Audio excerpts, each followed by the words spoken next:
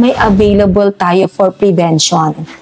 So if your child has received the vaccine, then it will give you an additional peace of mind dahil alam mo na ang anak mo ay bakunado. Ito ang pahayag ni Dr. Donabel Panes ng City Epidemiology Surveillance Unit Services Office sa patuloy nilang pagbabantay sa syudad patungkol sa kumakalat ngayong sakit na pertussis o tuspirina.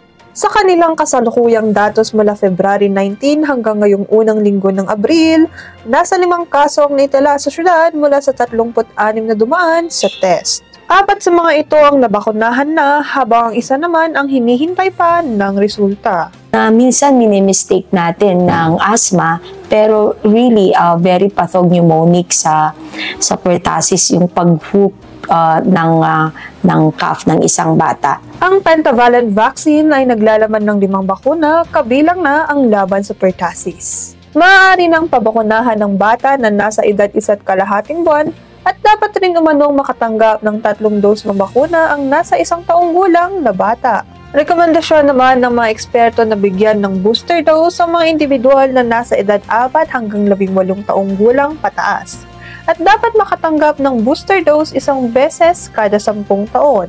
Hinihikayat rin ng mga nasa 26 weeks ng buntis na dapat ring makatanggap ng bakuna upang maprotektahan ng bata sa kanyang sinapupunan hanggang sa kanyang panganganak. Maaari ring magamot ang tuspirina sa pamamagitan ng antibiotics, ngunit dapat pa rin magpakonsulta sa doktor at huwag mag-self-medicate. Ito ay sakit na nakamamatay kaya dapat mabakunahan natin ang mga anak natin sa mga health centers.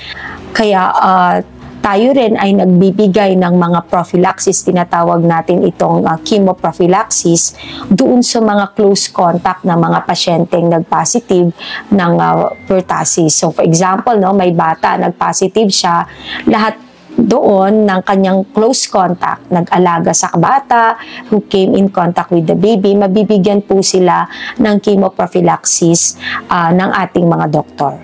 Sa kasalukuyan, nasa 5,000 bakuna ang nakahanda at sa darating na buwan ng Hunyo, madaragdagan pa ang mga bakuna na siyang ipamamahagi sa mga health centers. Upang makaiwas pa sa naturang sakit, ang patuloy na pagiging alerto sa mga impormasyon mula sa mapagkakatiwalaang source tulad na lamang ng DOH, World Health Organization at ibang news agencies.